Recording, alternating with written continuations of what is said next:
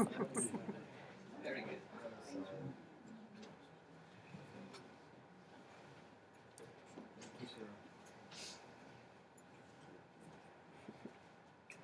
Where's she from? Kazakhstan. Oh, that's The format of this meeting is a 10-minute speaker. Our secretary's announcements, a coffee and snack break, and our main speaker. First speaker tonight is Karen C. You sound echoing.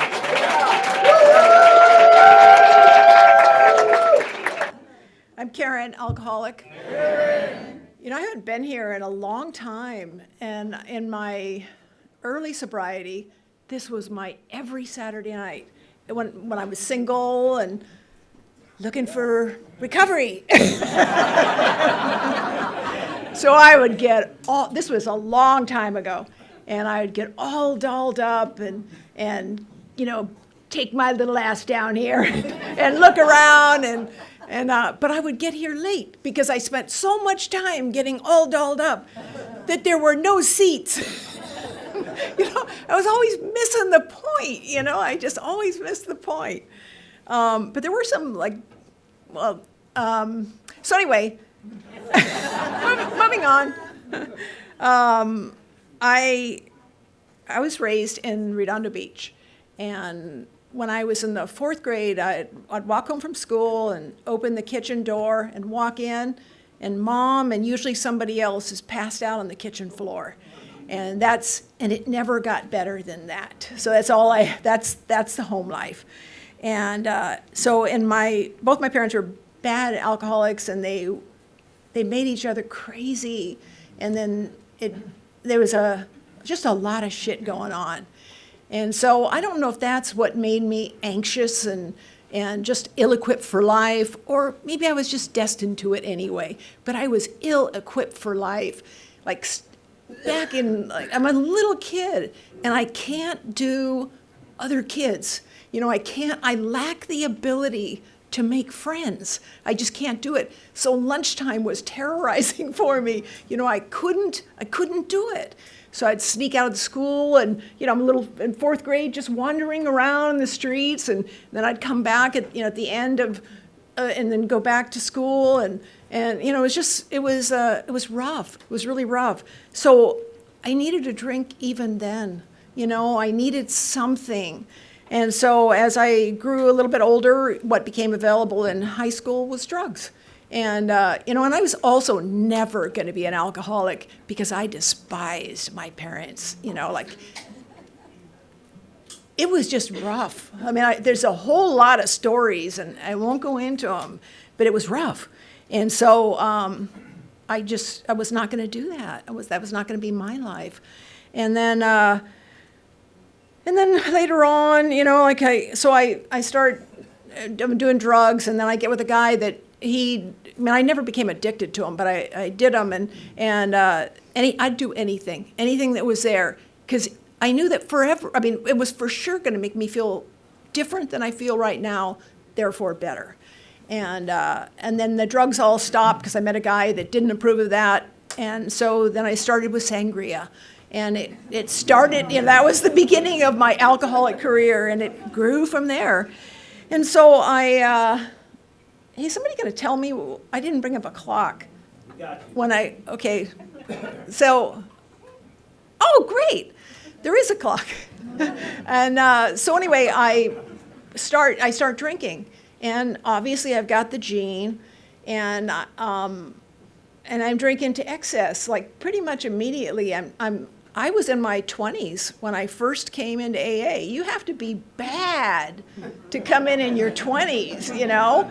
And but I lacked the ability to stay. I would come in and think I got it together. I've got this, you know, I'm out again. And that was continuous. Like, we're talking for nearly a decade of in and out and in and out. And in the meantime, there's a gene, and there's a gene in my mom, and there's probably other people in here that will relate to this. Like, I am a lethal level drinker on a regular basis. And how I identify that is I have never thrown up from drinking. I could drink a bottle this big and my body doesn't know that it's poison. It doesn't expel it, so you learn to adapt to that. And so how your body learns to adapt to that over time, and I'm regularly at 4+, and going to work like that and driving to Los Angeles like that. And, just unreal, the life. And you can imagine how small your life gets when you're like that, because you're not capable. I'm just maintaining at that level. I'm just maintaining, trying to keep it together so that I can work and get money to live.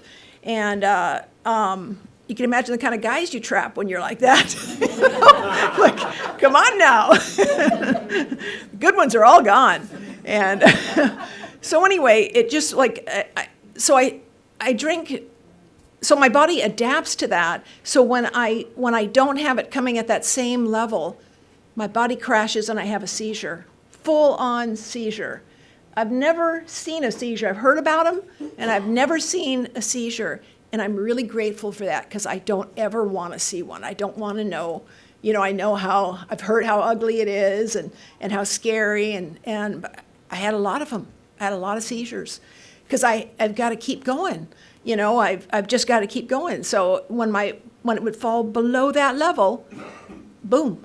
I had a seizure at a job interview.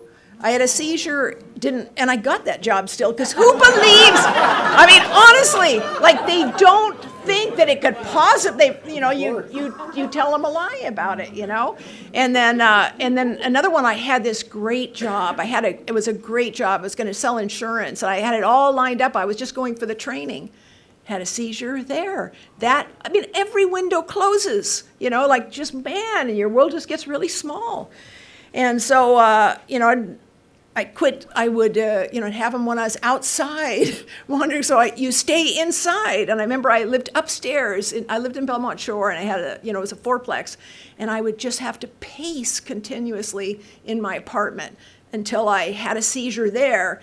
Because it's like, you've got to, I'm safe there. And all alone, but I'm safe. I can't go outside.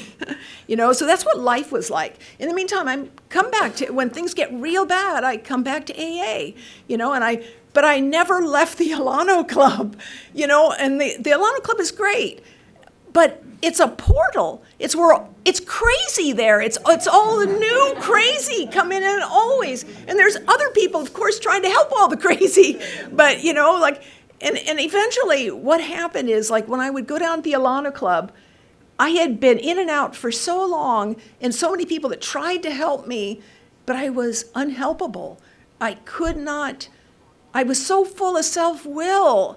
I didn't know that, but it just was killing me. But all people that would try to help me, I see Dorothy, she was one, but I would, start on a plan, and then I'm out again. And so it got to be where I would walk into the Alano Club, and people would turn. So they didn't have to engage with me, like I didn't notice. But it was a real thing. And so, in the interim, I'm going to a lot of detoxes. I've probably been to, 30 detoxes, both medical and non-medical. In other words, some of them they treat you, some of them they just watch you, and you're going to do whatever, and that. And so, and then I've been to several treatment centers. My first one is South Bay Hospital. It's not South Bay Hospital anymore, but it was, I was there for 41 days, my first time. My house was walking distance. No one from my family ever came. I just, that's Karen's problem. And so it's kind of sad, but it's funny too. So anyway, so after I get out of that, after 41 days inside, I was only able to maintain sobriety for 30 days. And that was a struggle, and then I'm off and running again. And it always ends up the same. It's never any different. I don't know, but I could never think any longer term than right now. Like right now, I need to drink. Right now, I know what the consequence, I know what's going to come, but that isn't now. That's later. Like later might not ever come, and so that's the way I thought. It was nothing realistic. And so anyway, that was the first one, and then it just keeps going on. Finally, what happened is I knew somebody that was as bad as me. Honestly, I was the worst loser I knew. Truly, it's hard pickings to find someone as bad as that. But I did. I found someone, and she was as bad as me, and she was a year sober. And what I always thought was, it's like, you people didn't tell me what I need to know. You didn't help me. You didn't, all the treatment places, they just didn't do a good job. Look at me. I never took responsibility for anything. It wasn't that I didn't know that. I really thought that it was their failure. I'm their failure. And so, anyway, so the last one, I went in, I'm still working in downtown Los Angeles. I'm still working even with all that going on. And I would have to drink at lunch. I would have to drink as soon as I got into my car. I had to drink because you all are safer if I drink before I drive, And so that sounds ridiculous, but it's true. And so, so at this place, I go in, and that was where, I set the hospital record. I was 4.0, I think, but I was still 4.3. Okay, whatever. I was a lethal level, and I broke the hospital record. It was San Pedro Peninsula Hospital. So they knew that, that I was bad. But I'm telling them all my stuff. I'm alert. This is how I operate. I have skills now to operate like that. And so I did. And then they got the blood, and whoa! And they put me in detox. And when I got out of detox, I found that the insurance at my work had changed. And the new insurance determined that I did not need to be hospitalized, that I could do this outpatient. And they were just getting done with me, and with all of us that were doing that at the time. And so at that time, I knew death was at my door. I could feel it. I could feel it touching me. It's close. It was bad. And my life was so dismal at that time. It was so dark. I'm living with this old doctor because it's safe, and you pay a price. I'm willing to pay that price. I need to be safe. And so, anyway, it's like everything in my life is ugly, and I don't want to leave this hospital, but I had to leave because the new insurance said I tried everything to stay in that hospital. I did not want to leave. I was so afraid that it was it. And then it's funny when you realize after you're living a life you clearly you don't care about life. I clearly didn't care about life. But when I felt that I was really going to lose it, I realized I wanted to live. I realized I wanted to live. So anyway, I try everything. Hi, Lisa. And then the hospital was great. They tried to keep me in there, but the insurance makes the call. And so I call the old doctor, and I go to the end of the hallway. I had packed up all my stuff, and everybody's doing their stuff, so I'm all alone at this hospital. And I go to the end of the hallway, and the window, I'm out of time. Give me 1 minute. The window has the mesh in it and everything, and then it's so bleak. It's all so bleak, and I look outside and wow, and I just hear, "You're going to be okay." There was nobody around me, but I will swear to you that I heard, "You're going to be okay," and it's not like it really recognized anything. Because I've never been okay. Why would I be okay now? But I left there. I left with the old doctor, and I go back to the Alano Club. And I've got to wrap this up now in 10 seconds. I never drank again. I'm almost 36 years sober.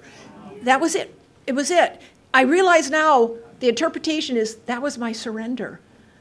I was finally able to surrender. How do you surrender?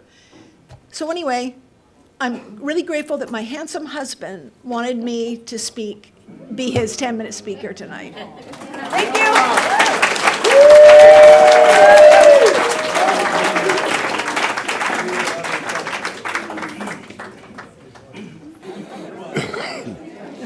Now for the serenity prayer. God, Grant me the serenity to accept the things I cannot change, the courage to change the things I can, and the wisdom to know the difference.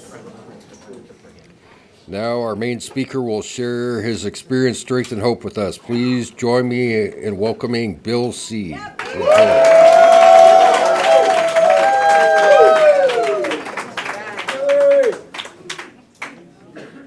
Hey everybody, I'm Bill. I'm an alcoholic.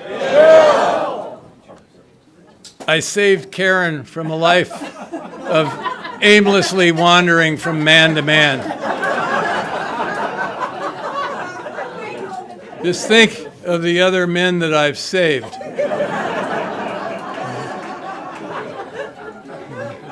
Kind of a form of service. She wanted me to tell you, because she forgot something important in her share, is that she went to the drunk tank with her mother. I think that's pretty special. Her mom's nickname was Pickle.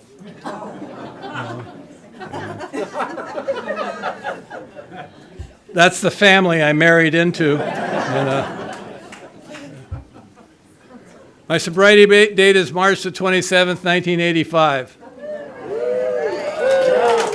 Class of 85. And I was at the very first meeting of this meeting.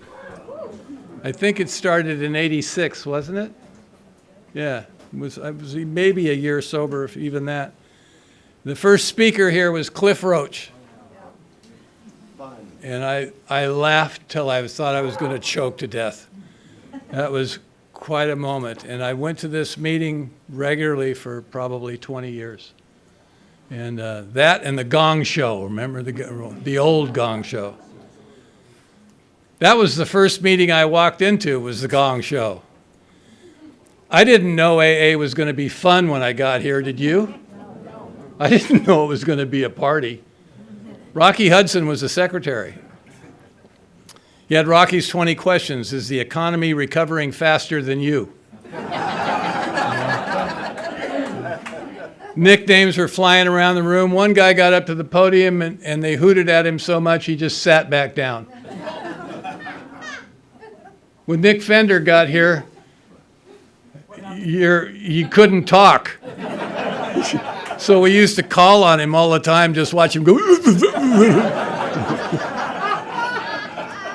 That's true, wasn't it? Well, Yeah. I remember. My dad got sober in 1954. He walked into the Southwest Delano Club. 1954, he got fired from a job and he walked in there and he went to a meeting. And he came home and he told my mother, those people have got something down there and I'm going to go back and find out what it is. And the next night, my mother went with him to monitor the situation. And she walked into this low-end Alano club, and she's always looked very well coiffed, my mother. And she walked in there, and this woman saw her and asked her what she was doing there. And she said, I'm here to make sure he signs the forms and buys the book and takes the course, you know. And this woman took my mother into the other room. So on top of all my other problems, I was raised in one of those AA houses. I don't recommend it. There's nothing worse than two people with clear eyes that know exactly what's going on in your head. They are on you. You're going to go sneak around the corner and they're waiting for you. Where are you going? You know? And when I was 17 years old, they sent me down to talk to Chuck Chamberlain at his house. See if he could straighten me out. Because at 17, I was a bad drunk in high school. I had a big jacket and a slouch and a sneer and a foul mouth and a bad attitude, and I carried a gun. I'm from the mean streets of Palos Verdes. I was a gang of one. You know? No one was looking for me. You know? And I drove down there, and my memory of sitting there with Chuck, because we used to go to his house for parties and stuff, and what I knew about him is that he was the father of Dr. Kildare. Richard Chamberlain, who was on the TV series back. The old people are nodding their head, you know. And I'm sitting there, and I just, what is this old man talking about? What's he? Because he's talking about himself, you know. What's he talking about? In 1985, when I got sober, I went, shit, that was Chuck Chamberlain, man. That was pretty cool, you know. New pair of glasses. So I grew up in a house like that. I grew up in a house where I would come home and there'd be a guy laying on the back porch waiting for their sponsor to come home. And I would get him up and bring him in the house and clean him up. And this one guy, Harold Terrell, he was always laying there, and I'd tell him, no, you're not supposed to drink. That's a definition of craziness when a 9-year-old kid's whispering in your ear and you're laying there in the hot sun, you know. You're not supposed to drink. Yeah. So you think I wouldn't do it, wouldn't you? I couldn't wait. You know, you go to somebody's, you live in a house where people aren't drinking and they're not partying, it's kind of boring. You go into some other kid's house and action's happening, man, you know. And I liked the action. I liked all that. It looked like these people were having a good time. So I started. And by the time I was 17, I was a bad drunk in high school. I barely got out of high school. I was loaded. I was drinking, and I wasn't even using drugs at that time. I was just drinking. And at 17, I'm a bad drunk in high school. At 22, I was in the Oregon State Mental Institution. Short party, right? Short party. You know, there's an old movie called Reefer Madness. Well, the old people you see that. And it's really worthwhile. It's very poorly done. And the story is that marijuana leads to heroin. And you and I, these people that are here, know that's not true. Beer leads to heroin. You don't need marijuana. You can just go straight from beer to heroin, you know. And if you've got the propensity for it, and this was the 60s, right? Like there's certain spiritual truths. Like this is about alcoholism, right? So we're not supposed to talk about drugs. I'm sorry. And there's certain spiritual truths, and one of those spiritual truths is alcohol plus money equals cocaine. That's what cocaine's for, so that alcoholics could drink more. That's what it's for. Now, I know that there's people that just did cocaine all by itself without drinking. They have a separate program for those weirdos. You know, they have no idea what they missed. And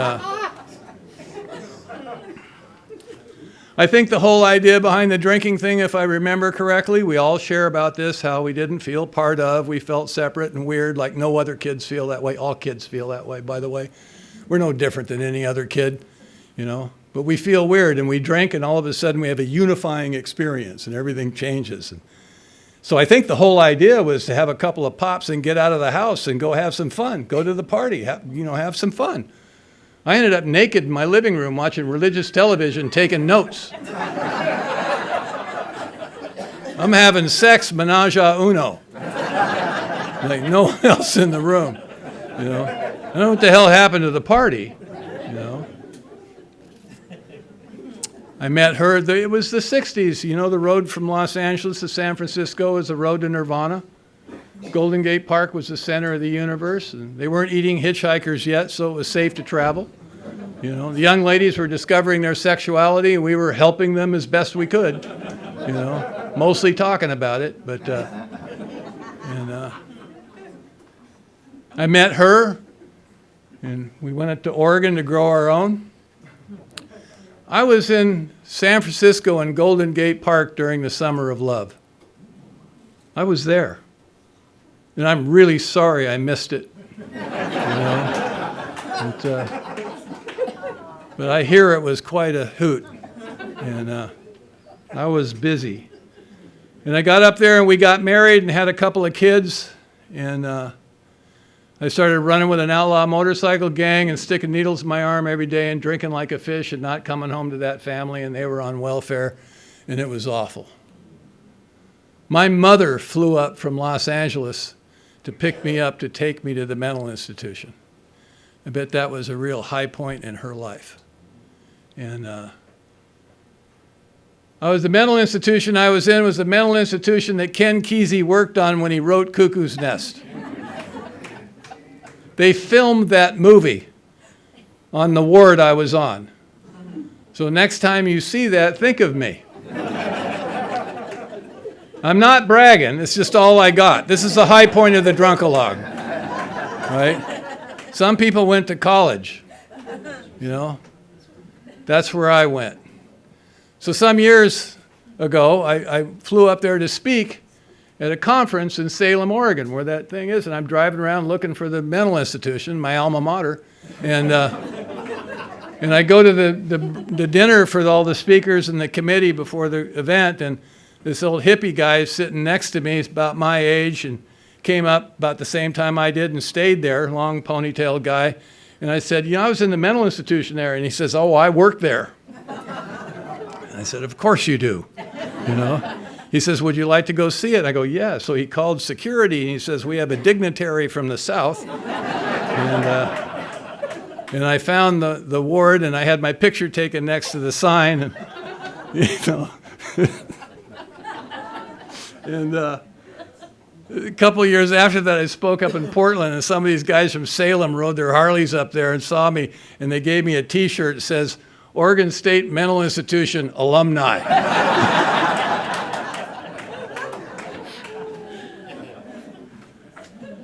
Oh, God.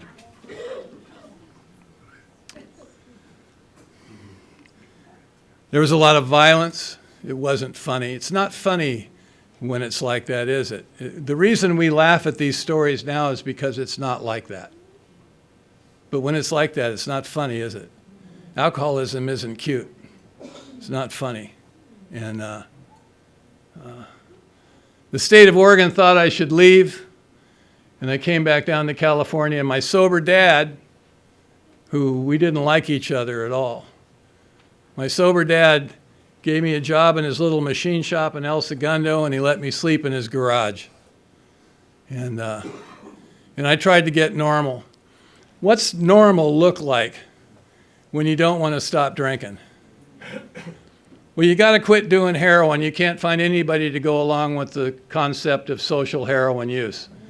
There's just no support for the position, And you got to quit taking acid. You can't take acid because normal people have two-way communication with each other. And with LSD, you don't need the other person.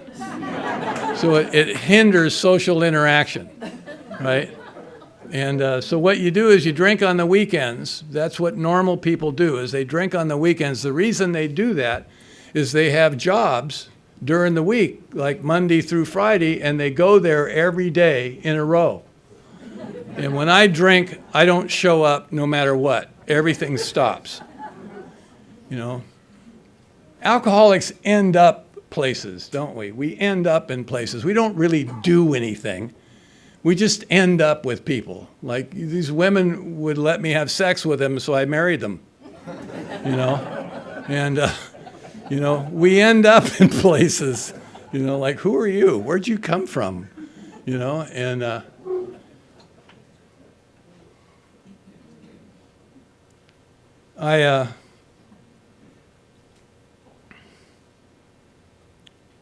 I met another woman. It's a group effort getting me through life.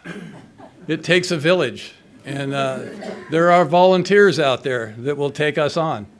And I met this woman, and I'm doing the experiment of drinking on the weekends, and you just smoke pot during the week because it's green and it's from God and it's not really drugs. And I'm working. I'm going to work, and I met this woman, and we set up housekeeping and tried to make a life for ourselves. And at 37 years old, I lived in the house with this woman, the second wife, and a second set of 2 children. My daughter was 3 years old, and my son was born on Christmas Day of 1984, and he was 3 months old. And I'm up all night. You ever been up all night? I don't know about you, but there's nothing more depressing. There's very few things more depressing than when that sun comes up in the morning. And it's going to be another miserable day in a long, long line of miserable days. And at this point, I'm well over 300 pounds. I've got cirrhosis of the liver, and I have no idea how bad it is, but I know I feel sick. And I've got hepatitis C, and they didn't call it that then. They didn't think it was that bad. They were wrong about that. And I was sick, and I'm alone, and I'm an extrovert. I'm a bar drinker. I like people around me. Isn't it interesting how we end up alone? Like when somebody comes into one of your meetings and they say, well, I'm just a party kind of guy. Ask them, how many other people were at the party you just left? There literally was no one left in my life. And my wife stayed with me because she didn't have the kind of family that could take her in. And so she was just there. She told me one time, she says, don't call. I'm sleeping just fine. Just please don't bother me. And she just gave up.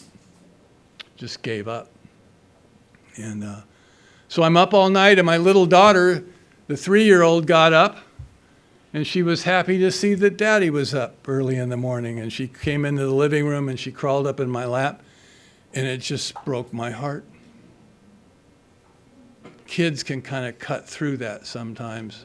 There's those moments, isn't there? The moments of clarity, right in the middle of the drunk, where you realize you're nothing. I knew, more of a feeling than a thought, I'm not a son, I'm not a father, I'm not a husband. I'm a nothing. Nobody gets to AA with a lot of self-esteem. You can't live the way we live and feel very good about yourself. It's hard. We try. Guys like me with a lot of bluster and bravado try to cover it up with a big mouth and swagger and stuff, but, you know, I'm worthless. And it just broke my heart. So that morning, like any good gangster, I called my mom. This was a woman that had been in Al-Anon for 30 years by that time. They are organized, prepared, and focused. All right? And she got there inside of a half an hour before I took the nap and changed my mind. That's what we do, don't we? You ever done that? You ever go, I got to cut this shit out. Well, maybe next week. You know? Not that bad, you know. Just one more for the road, you know. She loaded me in her car, and she ended up taking me to a place in Costa Mesa called Starting Point. And I spent 35 days in there.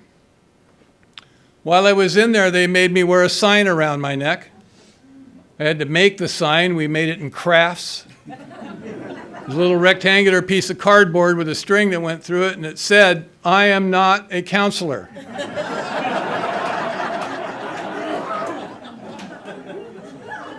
But evidently, there was some confusion about that. Then they let me out. They just let us out, don't they? Like we're okay now. Like, go forth, multiply, you know. And where do we end up? Here. The world's aftercare program. Alcoholics Anonymous. When all the insurance money runs out, you know, when they're all done gestalting and rolfing and primal screaming, you know, when we finish the Minnesota multiphasic 1,000-question career path thing, when they're all done with all that, we are the counselors. Stop and think about that. The inmates are running the asylum. This is the truth. Think about this. I've been married 3 times. I've been to a lockdown mental institution twice. People ask me for relationship advice. I give it to them. I've had a lot of experience. And hell, you can't hurt them. They're in AA. You know, this is the character defect center of the known universe. They let me out. And it was a straight up place. It was a good place. We read the book in the morning, and we prayed and meditated and did all that stupid stuff, you know. And then they let me out. They wanted me to get a sponsor. You know, they wanted me to come back to aftercare. The day I got out, my wife, who was not really pleased with me, and I went home, and I wasn't very welcome at home. kids were happy and stuff, but it was difficult. I was awful. And I got in my car. My dad gave me the name of a guy, a friend of his, Cadillac Phil. Anybody remember Cadillac Phil? My dad bought a Cadillac from him. Phil was a sober guy. He hung out in the coffee bar at the Hermosa Club. And I called him, and he says, I'll meet you down here at the club. It was Friday in April. And I went down there, and I met him, and he didn't come in the meeting with me. Phil didn't go to meetings. He just sat in the coffee bar. And kind man. When he died, he was 150 years sober or something. You know, he was sober a long time. Nice man. And he said, I walked up to that club. When I walked up there, all the Harleys were parked out front. So the demographic clearly had changed from when I was going to meetings with my dad in the 50s. Something looked different here. And I stood in the back of that room, and Rocky was doing this thing, and the first lucky thing happened to me. There's a couple of things that happened to me I think are just pure luck, and I'm very grateful for it. The first one's probably the most important. I just liked it right away. Not everybody's story. I mean, I wouldn't have stated it like this then, but I heard the music. I got the joke. I mean, Dr. Paul used to say the way you catch alcoholism is if you're in an AA meeting and you laugh at the humor, because they don't get this down at the Rotary Club. You know? I mean, we laugh at the tragedies and we cry at the successes. That's what I heard, and you're all dressed up trying to hook up, you know. And I didn't know it was going to be fun here. And God, I've had a good time in AA. I mean, you need a little heresy in the meetings, man. The real stiff ones, you know, I'll do them. They're okay, but, you know, a good little motherfucker once in a while just kind of spices up the room, you know. It's just like, you know, there I did it already. And that was forethought, though. I knew I was going to do that one. And I laughed, and I drove home that night, and I said to myself, this may not be so bad. I went back the next night just to check you out, to see what was going on down there at this place. I'd never seen anything like that. You know, these people had to be loaded or something, you know. Some of them probably were, you know, given the state of affairs. A couple of weeks went by, and the next lucky thing happened. I asked this guy to help me, and he actually did, which doesn't always happen, you know, doesn't always happen. He said to me, I've had the same sponsor for 41 years. I should have fired him several times, but he needs me now, you know. And he said to me that night outside the Yolano Club, I want you to go home and read the doctor's opinion, make notes in the margin of what you agree with and what you don't, and be at my house Thursday at 5 o'clock, and we'll discuss it. And the bottom that we hit is the collapse of the alibi system, isn't it? Because we all have a story of why we are the way we are. You know, we have a justification somehow. You know, we have a story. And at some point, that alibi system, that story we've been telling, falls apart. And there's a window of opportunity for new information to come in. And because it closes after a while. You know, it closes. And I just did what he told me to do, which is not something I would do normally. I just went and I read my little assignment, and I showed up at the stranger's house Thursday at 5 o'clock, and he let me in, and he didn't trust me that I'd read it, and he had me sit there and read it to him out loud. I figured maybe he couldn't read. I didn't know, you know. And we began the process. I've traveled a good part of the world with that man. And we've done a lot of workshops on sponsorship and different things. He's quite the AA historian, and we've done a lot of stuff all around the world over the years. Who knew that was going to happen? From sitting alone in my alcoholic chair in my living room, nobody was knocking on my door wanting to know what I thought about a goddamn thing. And this ended up happening. Rule number one when you're sponsoring people, make sure they read the book. Don't trust them. Read it with them. Maybe it'll help you. And if I have to read War Fever Ran High in that New England town one more time, you know, and I'm still doing that. The pandemic hit, we started doing workshops in Moscow. Who knew that was going to happen? Tehran. I think Zoom and that pandemic that has given the world more access to Alcoholics Anonymous than it's ever had, ever. I think it's a net positive thing. And And we began the journey, and at 6 months sober, I did a 5th step. 6 months sober, 6 months in a row. I hadn't been 6 months sober since I was probably 15 years old. And I'm 38 by this time, right? He told me, when you go home today, think about the guy that walked through that door today and compare it to the guy that walked through that door 6 months ago. Think about that. Reflect on that. And I actually did that. I stood on my front porch and I thought about it. And it struck me. And I believe this is the first conscious spiritual experience I had. More of a feeling than a thought. But it struck me, my God, it's going to be like this now. The old life is over. 41 years later, so far so good. That's something, isn't it? I'm standing in an AA meeting right now, a bunch of people in here. Most of you are conscious of the fact that your life has been saved. You're fully aware of that. That's a spiritual experience.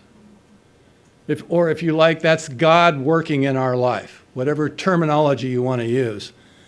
Now, we can waste our time trying to come up with concepts of what that might be. I'm really into the experience of it, though, man. The experience is so stunning. What I think it is irrelevant. Something touched me on March the 27th that changed the course of my life. After the recognition of that, after 6 months sober, sometime later I was with my friend Wayne, and we went to hear this guru give a talk. And after his talk, we went into this back room, and it was just the three of us sitting there. And I'm talking to him. I'm very excited to be. This is the atheist search for God. What an atheist is someone who creates a God and then doesn't believe in it. Right? And sponsors say things like, I don't believe in the God you don't believe in either.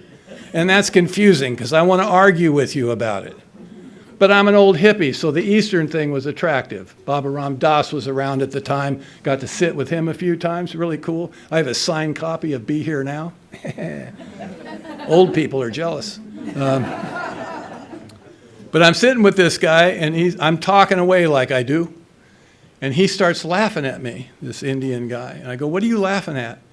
He says, I just love you alcoholics and drug addicts.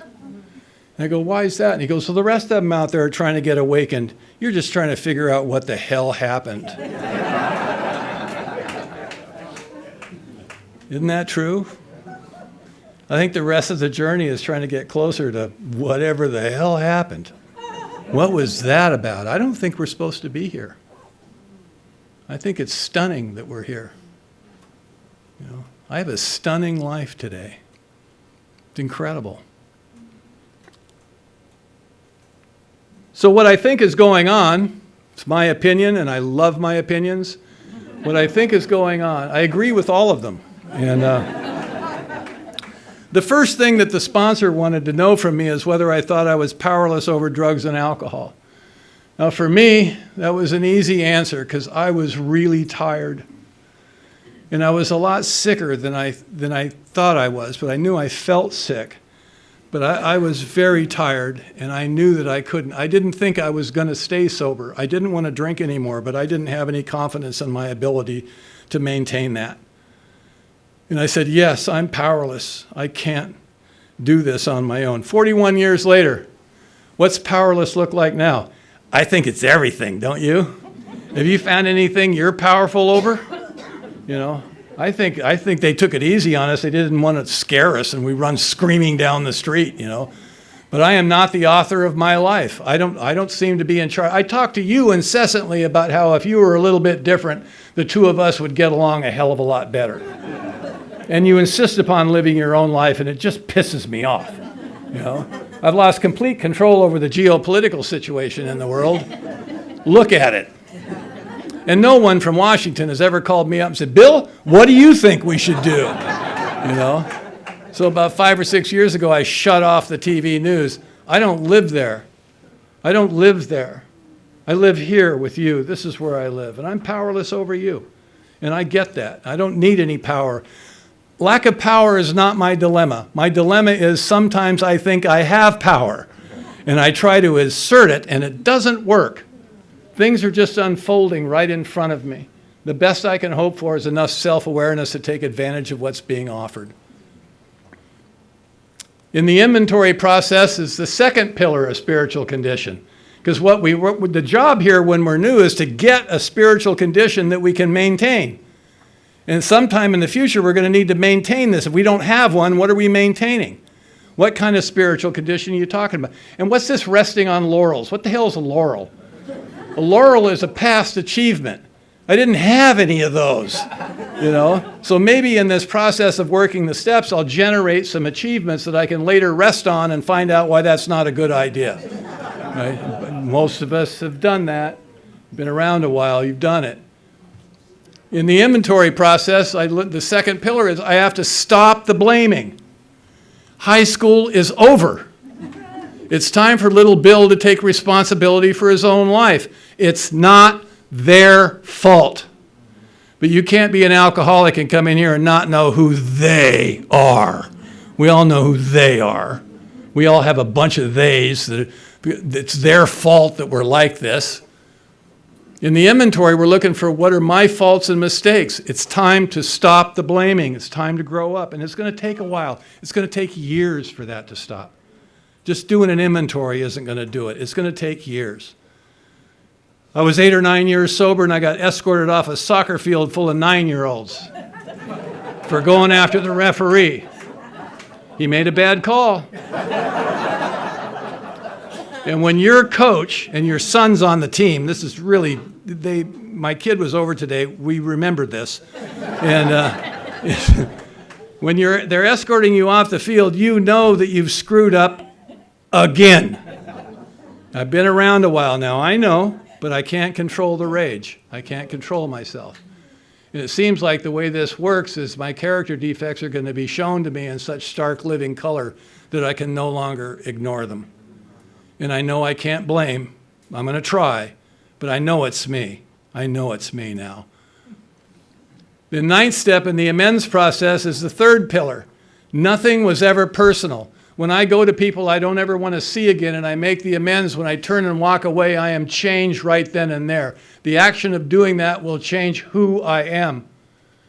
And the lesson in that is nothing was ever personal. No one was ever doing anything to me. They're just doing what they do, and I happen to be in the room. And sometimes you're in my blast radius. I'm not focused on you. I'm just doing what I do. This is who I am. When those three things come together, I'm powerless, I can't blame anymore, and nothing's personal. That's the collapse of the egoic structure of who I think I am. This is not necessarily a happy moment. That kind of self-awareness without humor is depression. Sometimes the appropriate emotional response is depression. You know, in this spiritual path, you reach a point where you discover, I'm the source of all the chaos in my life. It's not you. Doesn't mean you're innocent. But I'm responsible for how I feel and how I behave. And all my sponsor was ever interested in is my behavior, not my justification for why I acted that way. It's like, you can't talk to people like that, things like that. Time to change. The fourth pillar of spiritual condition is self-awareness as compared to self-obsession, where I can actually watch myself move through life, where I develop the skill of the watcher and I can observe my thinking mind and understand that it's not me. And it's not trying to hurt me. It's not trying to kill me. It needs me for transportation. There's no such thing as alcoholic thinking. There's a big deal about emotional immaturity. Alcoholic thinking sounds better. You know, it sounds like it probably won't go away. It's a really good excuse for being a dick. You know, emotional immaturity. It's time for little Bill to grow up. You know, time for him to take responsibility for his own life. The final pillar is compassion.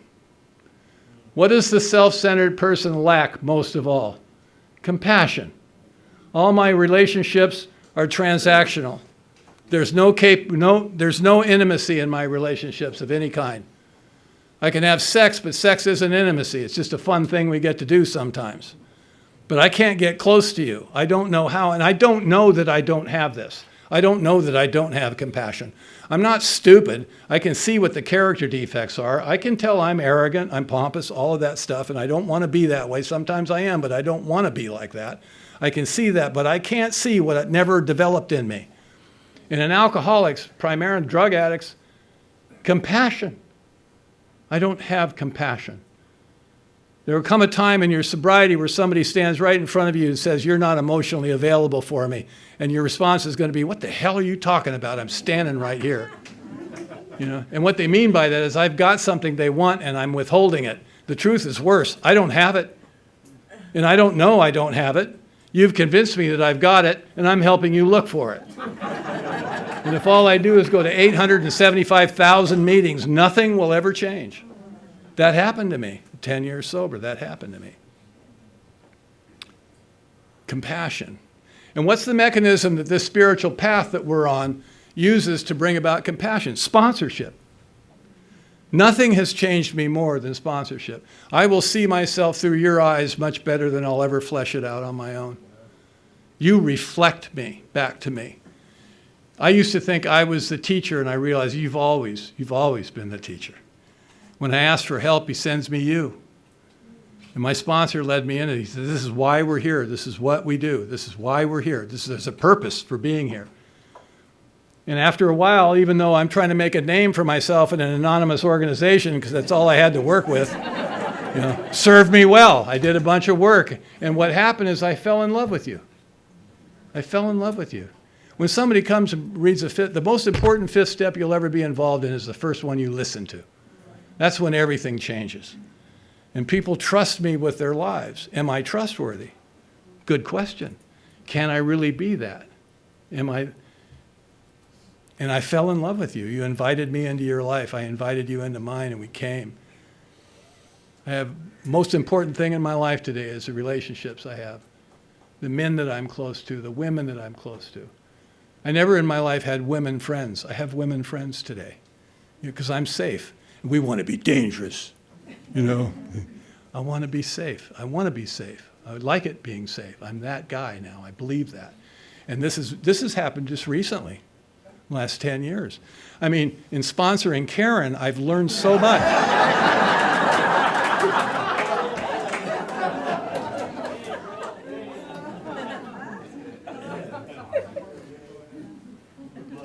I used to hear around here when I was new, people, it's all about the love, and I thought, God, they should record themselves and play it back.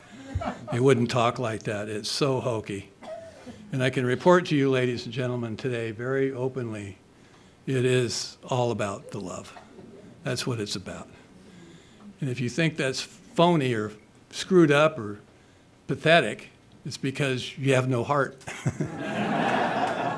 That's what Lee Scantlin told me one time. This woman was sharing about losing her dog, and I go, God, that's just so pathetic. And Lee looked at me and he goes, yeah, I wonder what they're getting away with. You know? And he told me, he said, Bill, your problem is you have no heart. And I remember, I still think that was like 40 years ago. And he's right. You know, when I got a heart, I realized back then I didn't have one. I couldn't feel your emotions. I couldn't connect with you. Even as this heartfelt things I mean, today it's really different. You know, I feel it now. And I'll leave you with this thought. They say you have to give it away to keep it. I don't believe that. I don't think that's true. I think what the truth is, you have to give it away to get it. That's how you get it, what you're really looking for. You may not even know that. What you're really looking for, when you start giving it away, when you start helping others, reaching out to others, literally getting out of self, that's when you get it. That's what it's all about. Thank you very much.